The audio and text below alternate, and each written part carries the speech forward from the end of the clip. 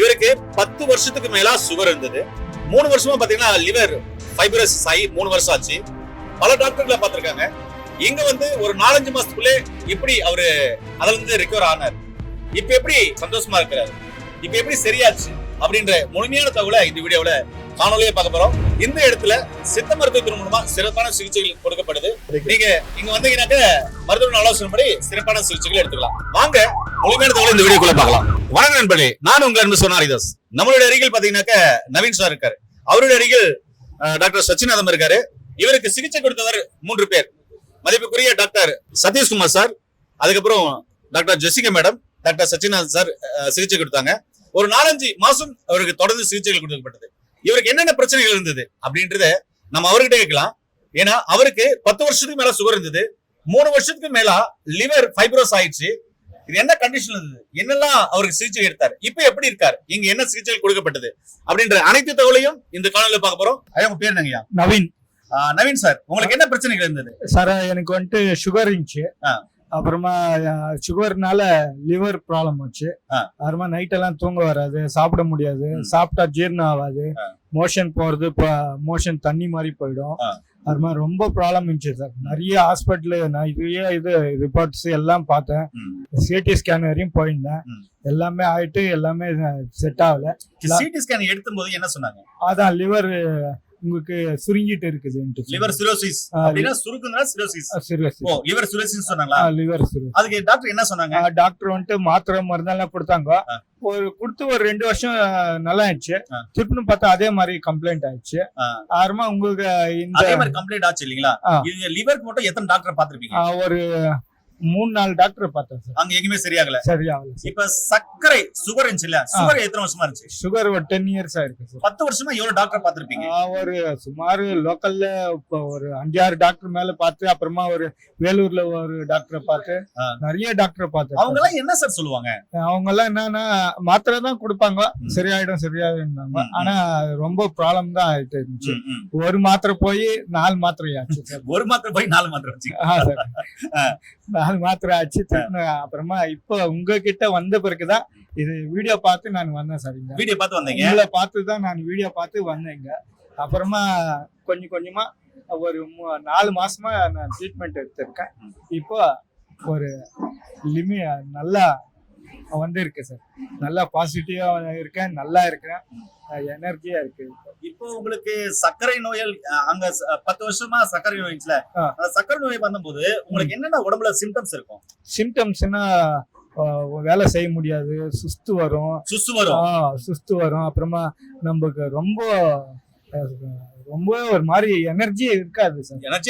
எனர்ஜியே இருக்காது. இன்னும் ஒரு மாதிரி எல்லாமே லாஸ் ஆன மாதிரியே இருக்கும். எல்லாமே ஏதோ போன மாதிரி இருக்கும். அதுதான். இப்ப பரவாயில்ல சார். இப்ப எல்லாமே 90% பரவாயில்ல. இன்னும் ஒரு 1% தான் சார். 99% நல்லா ஆயிட்டீங்க. ரிப்போர்ட் நார்மலா தான் இருக்கு, பயப்பட வேண்டாம். இப்ப உங்களுக்கு காமிச்சிடுறேன். ரிப்போர்ட் காமிக்கல, அவருக்கு ரிப்போர்ட் எடுத்திருக்கோம், அதையும் அவர் முன்னாடி காமிச்சலாம். இல்ல ரிப்போர்ட்ல நார்மலா தான் இருக்கீங்க. நார்மலா இருக்கு சரிங்களா? இல்ல லிவர் ஃபங்க்ஷன் டெஸ்ட் எல்லாமே நார்மலா இருக்கு. அதுதான். ஏன்னா உங்களுக்கு காமிக்கல, இப்ப நான் காமிக்க போறேன்.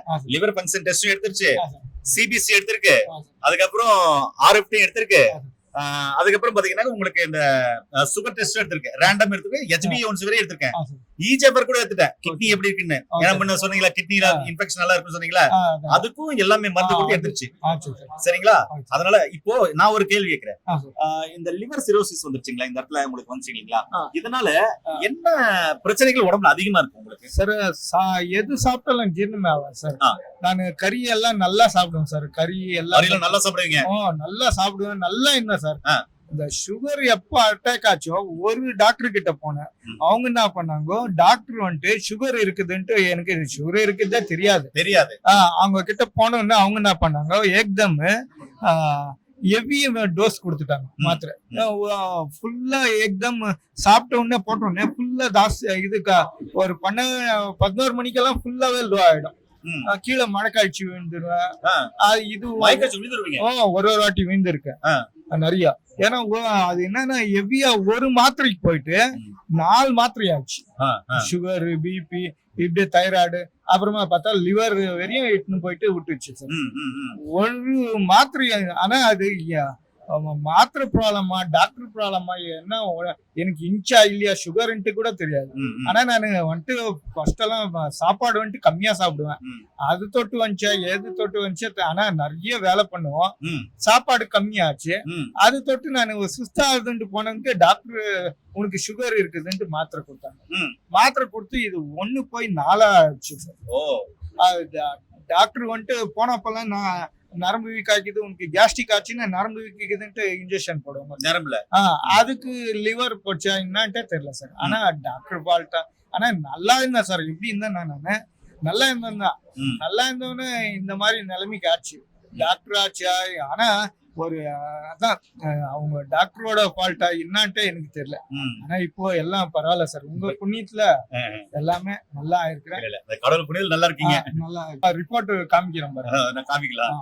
ரிப்போர்ட் காமிக்கலாம்னு சொன்னாரு இல்லையா? அந்த ரிப்போர்ட் பிஃபோர் ஆஃப்டர் பாருங்க. நண்பர்களே, இப்போ பிஃபோர் ஆஃப்டர் ரிப்போர்ட் பார்க்க போறோம். பிரச்சனை இருக்கிறதுக்கான ரிப்போர்ட் பார்க்க போறோம். சார் என்ன ரிப்போர்ட் சார் இது? சார் இப்போ இவர் வரும்போது வந்து பாத்தீங்கன்னா டிசம்பர் மாசம் வந்து 17ஆம் தேதி 2025 நம்ம கிட்ட வந்திருக்காரு மிஸ்டர் நவீன். 42 வயசு. இவர் வரும்போது பாத்தீங்கன்னா diagnosis type 2 diabetes past 10 years வந்து இருக்கு அப்படின்னு சொல்லி மென்ஷன் ஆயிருக்கு. அதுக்கப்புறம் hypertension past 2 years 10 months mention ஆயிருக்கு. ஸோ இவருக்கு வந்து பாத்தீங்கன்னா தைராய்டு டேப்லெட் வந்து கொடுத்துருக்காங்க. ஃபர்ஸ்ட் தைராக்சின் கொடுத்துருக்காங்க. அதுக்கு அடுத்து 2 ட்ரக்ஸ் வந்து பாத்தீங்கன்னா இதுக்கு உண்டான ட்ரக்ஸ், டயபிட்டிஸ்க்கு உண்டான ட்ரக்ஸ், அமெரிக்கா அடுத்து டெல்மி கைண்ட் பிபிக்கு உண்டான ட்ரக்ஸ், இதெல்லாம் வந்து கொடுத்து அவருக்கு வந்து ட்ரீட் பண்ணியிருந்திருக்காங்க. ஸோ இவர் என்ன சொல்றாரு, எனக்கு லிவர் வந்து கிரானிக் லிவர் டிசீஸ் அப்படின்னு சொல்லிட்டு மென்ஷன் பண்ணாங்க டாக்டர். அதுக்கப்புறம் எனக்கு வந்து டயபிட்டிஸ் இருக்கு, ஹைப்பர் டென்ஷன் இருக்கு, தூக்கமே இல்லைங்க சார், உடம்பு ரொம்ப வலி அப்படின்னு சொல்லி எல்லாம் சொல்லியிருந்தாரு. இப்போ நீங்க கொஞ்ச நேரத்துக்கு முன்னாடி அவரோட எக்ஸ்பிளனேஷன் கேட்டிருப்பீங்க. ஸோ இதுதான் ட்ரக்ஸ் வந்து எடுத்துட்டு இருந்தாரு. தைராய்டு வந்து எவ்வளவு இருந்துச்சு அப்படின்னு சொல்லி பாத்தீங்கன்னா இவர்கிட்ட அந்த ஆகஸ்ட் மாசம் எடுத்த ரிப்போர்ட் தான் வந்து இருந்தது. இந்த ஆகஸ்ட் மாசம் எடுத்த ரிப்போர்ட்ல பாத்தீங்கன்னா TSH 26. திரும்ப இன்னொரு தடவை அவங்க செக் பண்ணி பார்த்துருக்காங்க. செக் பண்ணி பார்க்கும்போது பாத்தீங்கன்னா உங்களுக்கு அவருக்கு கம்மியா தான் இருந்திருக்கு. இது 26ங்களா? ஆமா, TSH மட்டும் ஒரு எலவேட்டட், T3 T4 நார்மல் தான். சோ அதனால thyroxine 50 mg doctor benefit of டவுட்டை பேஸ் பண்ணி அவர் only 50 mg மட்டும் தான் கொடுத்திருந்தாரு. அது இருக்கும்போது அவருக்கு நிறைய அந்த டைஜஷன் கம்ப்ளைண்ட்ஸ் எல்லாம் வந்து சரியாச்சு. அந்த டைஜஷன்ல என்ன காம்ப்ளிகேஷன் சொல்லிட்டு நம்ம அவர் ஏற்கனவே எடுத்த டெஸ்ட் வந்து ஏதாவது ரிப்போர்ட்ஸ் இருக்கான்னு சொல்லி கேட்டோம். அப்போ ஏற்கனவே அவருக்கு வந்து என்ன பண்ணிருக்காங்கன்னா கொலோனோஸ்கோபியும் எண்டோஸ்கோபி வந்து பாத்திருக்காங்க. அப்ப எண்டோஸ்கோபில என்ன வந்திருக்குன்னா H. pylori பாசிட்டிவ் வந்திருக்கு. H. pylori பாக்டீரியா வந்து பாசிட்டிவ், கொலோனோஸ்கோபி நார்மல். அதே மாதிரி ஓரல் அல்சர்ஸ், வாயெல்லாம் புண்ணா இருந்திருக்கு. ஸோ அவருக்கு வந்து ஆன்டிபயோட்டிக்ஸ் பிளஸ் வந்து ஆன்டாசிட் வந்து கொடுத்து அவருக்கு வந்து ட்ரீட் வந்து பண்ணியிருக்காங்க. அதுக்கு அடுத்து ரிப்போர்ட் வந்து பாத்தீங்கன்னா இது இந்த H. pylori பாக்டீரியா வந்து எண்டோஸ்கோபி பண்ணதோட ரிப்போர்ட் கீழே வந்து நார்மல் மியூகோசெல் ஸ்டடி தான் போட்டிருக்கு. H. pylori பாக்டீரியா இன்ஃபெக்ஷன் வந்து மென்ஷன் ஆயிருக்கு. ஆமா, H. pylori பாக்டீரியா இருக்கா, அதாவது ஏன் இவருக்கு மெடிசின்ஸ் கொடுக்கும்போது வந்து திரும்ப அவருக்கு அசிடிட்டி வந்து இன்க்ரீஸ் இருக்கு, கேஸ்ட்ரைட்டிஸ் இருக்கு அப்படின்னு சொல்லிட்டு இருக்காங்க. எண்டோஸ்கோபி பார்த்திருக்காங்க H. pylori bacteria. அப்புறம் அல்ட்ராசவுண்ட் ஸ்கேன் வந்து 2004லயே வந்து அவர் பார்த்திருக்காங்க. அப்ப பார்த்ததுல அப்பவே அவருக்கு என்ன மென்ஷன் ஆயிருக்குன்னா chronic liver disease, volume redistribution of liver to rule out chronic liver disease சொல்லியிருக்காங்க. அதுக்கப்புறம் அவருக்கு ஃபர்தரா வந்து டெஸ்ட் வந்து பண்ணிக்கலாம். அவர் ரிப்போர்ட் 2024ல ஃபர்தர் இன்வெஸ்டிகேஷன் வந்து பண்ண சொல்லியிருக்காங்க. சரி, இந்த ரிப்போர்ட் என்ன ரிப்போர்ட் சார்? சரி, இது வந்து சிடி வந்து எடுத்திருக்காங்க அப்டமன். இந்த சிடி அப்டமன் எடுக்கும்போது வந்து பாத்தீங்கன்னா இதுல வந்து மென்ஷன் ஆயிருக்கு பாருங்க, volume redistribution of liver to rule out chronic liver disease. அப்போ ஃபைண்டிங்ஸ் வந்து என்ன பண்ணிருக்காங்க, லிவர் டிசீஸோட சாத்தியக்கூறுகள் அதிகமா இருந்திருக்கு. ஸோ அது ஃபைண்டிங்ஸ் பண்ணுங்க. ஃபர்தரா அவங்க அல்ட்ராசவுண்ட் 225 எடுத்துட்டு வந்திருக்காங்க. அதுல இவருக்கு வந்து லிவர் வந்து டிசீஸ் வந்து ப்ராப்ளம் இருந்திருக்கு. அதே மாதிரி இவருக்கு வந்து பெருசா வந்து கேல்பேர்ல ஒன்றும் ப்ராப்ளம் இல்லைன்றது இல்லை மென்ஷன் ஆயிருக்கு. அதுக்கப்புறம் தான் ஃபர்தரா வந்து ஒரு டெஸ்டா வந்து 2025 நம்ம பார்த்தோம். மற்ற ரிப்போர்ட்ஸ் வந்து நம்ம பார்த்தோம். அவருக்கு கொலோனோஸ்கோபி பண்ணி பார்த்துருக்காங்க. இதனால இவருக்கு அப்பிடைட் வந்து சரியாக இல்லை அப்படின்னு சொல்லிட்டு. இப்போ நம்ம ட்ரீட்மெண்ட் சரி இருக்கிற ரிப்போர்ட் சார், நான் நிறைய வந்து டெஸ்ட் எடுத்துட்டேன், நிறைய காசு செலவழிச்சிட்டேன், நிறைய ரிப்போர்ட்ஸ் எடுத்துட்டேன்.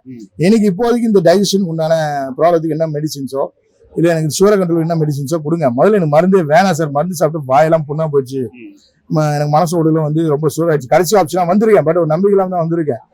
நீங்க சொல்றது கொஞ்சம் நம்பிக்கையா இருக்குது அப்படின்னு சொல்லி சொன்னாரு. ஸோ அது நம்ம ஃபர்தரா எப்படி ட்ரீட்மெண்ட் கொடுத்து ஃபர்தரா நான் உங்களுக்கு எக்ஸ்பிளைன் பண்றேன்.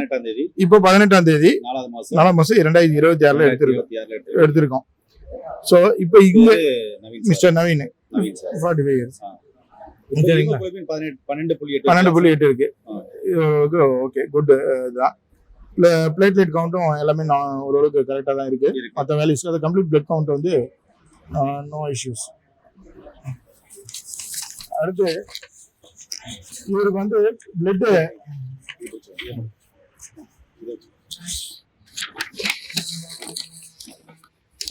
அடுத்து பிளட் ரேண்டம் பிளட் குளுக்கோஸ் வந்து இவருக்கு பார்க்குறோம் 73 தான் வந்து இருக்கு. ஃபர்தரா வந்து சீரம் கிரியேட்டின் வந்து இவருக்கு கம்மியாக தான் வந்து இருக்கு. பிளட் யூரியா எல்லாமே நார்மல். HbA1c-யும் வந்து இவருக்கு நார்மலா தான் இருக்கு. HbA1c 5.2 வந்துருச்சு இல்லீங்களா? ஆமா. அப்ப சுகரும் இல்ல. ஆமா. இப்போ எதுலயும் அதாவது ரேண்டம் சுகரும் 73 இருக்கு. ஆமா. HbA1c 5.2 இருக்கு. ஆமா. இதுல கிரியேட்டின் யூரியாவும் நார்மலா இருக்கு. நார்மலா இருக்கு. வித்தின் தி லிமிட்ஸ் தான் வந்து இருக்கு. அதே மாதிரி ரொம்ப அற்புதமான விஷயம் என்னன்னாக்க அந்த LFT ரிப்போர்ட் பாருங்க. LFT வந்து எல்லாமே normal. Bilirubin, SGOT, SGPT values, அதே மாதிரி AGR ரேஷியோ எல்லாமே வந்து வித்தின் தி லிமிட்ஸ் தான் வந்து அவருக்கு வந்து இருக்கு. ஸோ இந்த இவர் ஹெல்த்தியா ஃபீல் பண்றேன், முன்னே எந்த சிம்டம்ஸுமே இல்லை அப்படின்னு சொன்னதுனால நம்ம எடுத்துருக்கோம். ஒரு கிராஸ் வெரிஃபிகேஷனுக்காக EGFR வந்து செக் பண்ணோம். EGFR also good. ஃபர்தரா வந்து EGFR பாத்தீங்கன்னா 107 இருக்குல்ல சார்? ஆமா. 90ல இருந்து 107 வரையும் இருக்கலாம். 107. ஆமா. ஒரு ஹெல்த்தி அடல்ட்டுக்கு வந்து எவ்வளவு இருக்கணுமோ சாதாரண மனுஷன் ஹெல்த் உள்ள மனுஷனுக்கு எவ்வளவு இருக்குமோ அவ்வளவுதான் இருக்கு. ஆமா. நண்பர்களே, பிஃபோர் ஆஃப்டர் ரிப்போர்ட் பார்த்திருப்பீங்க. நான் உங்களை ஒவ்வொன்றா வாசி காமிச்சிருப்பேன், அதையும் பார்த்திருப்பீங்க. இப்போ ஐயா கிட்ட கேட்கலாம். ஐயா, இப்போ எல்லாமே நார்மலா ஆகி இப்போ உங்களுக்கு பிபி இல்ல, சுகர் இல்ல, கிட்னி பிரச்சனை இல்ல, லிவர் பிரச்சனை இல்ல, தைராய்டு இல்ல, எல்லாமே நார்மலா இருக்கு. நண்பர்களே, அவருக்கு பிபி இருந்தது, சுகர் இருந்தது, தைராய்டு இருந்தது, கிட்னி பிரச்சனை இருந்தது, லிவர் பிரச்சனை இருந்தது, அதாவது லிவர் சிரோசிஸ் சொன்னாரு. சரி, அந்த பிரச்சனை இருந்தது. இப்போ லிவர் ஃபைப்ரோஸ் ஆகி அதையும் சரி பண்ணி இப்ப கொடுத்திருக்காங்க. பிஃபோர் ஆஃப்டர் ரிப்போர்ட் பார்த்திருப்பீங்க. இப்ப நீங்க என்ன ஃபீல் பண்றீங்க சார்? இப்ப சந்தோஷமா இருக்கீங்க. சரி டாக்டர், வணக்கம் டாக்டர். டாக்டர், நீங்க சொல்லுங்க, உங்க டீம் மூலமா இவருக்கு கொடுக்கப்பட்ட சிகிச்சைகள் என்ன மாதிரியான சித்த மருத்துவம் மூலமா சிகிச்சைகள் கொடுத்தீங்க? இப்ப மனுஷன் பிபி இருந்துச்சு, சுகர் இருந்துச்சு, தைராய்டு இருந்துச்சு, கிட்னி பிரச்சனை இருந்துச்சு, லிவர் பிரச்சனை இருந்துச்சு, அதுவும் லிவர் ஃபைப்ரோஸ் ஆகி கண்டிஷன் லாஸ்ட். இவர் சொல்றாரு லிவர் சிரோசிஸ்ன்ற கண்டிஷன் இருந்தது. நான் 3 வருஷமா ட்ரீட்மெண்ட் பண்ணேன், 10 வருஷமா சுகருக்கு பார்த்தேன், தைராய்டுக்கு பார்த்தேன், பிபிக்கு பார்த்தேன், எங்கேயும் சரியாவல. ஆனா இந்த சித்த மருத்துவத்துல சரியாச்சுன்னு சொல்றாரு. இது எந்த அளவுல சாத்தியம்? சித்த மருத்துவத்துல அதுக்கான சாத்தியக்கூறுகள் இருக்கா? ஐயா, எல்லா விதமான மருத்துவ முறையிலும் எல்லா விதமான சாத்தியக்கூறுகளுக்கு இது வந்து நாங்க என்ன சொல்றோம்னா லிமிடேஷன்ஸ் சொல்லுவோம். சில மருத்துவ முறைகள்ல சில லிமிடேஷன்ஸ் இருக்கு. சோ ஃபர்ஸ்ட் நாங்க இங்க என்ன பண்றோம், டாக்டர்ஸோட டீம் வந்தவங்க இவருக்கு என்ன reasons, what is underlying condition. வரும்போது இவர் டயபெட்டிக்னு வந்தாரு. எனக்கு வந்து லிவர்ல வந்து ஃபைப்ரோசிஸ் ஆயிடுச்சு, எனக்கு சிரோசிஸ், அடுத்த ஸ்டேஜ் சிரோசிஸ், அவங்களுக்கு லிவர் ஃபங்க்ஷனே இல்லை அப்படின்னு சொன்னாங்க. சரி, எதனால அப்படி சொன்னாங்க?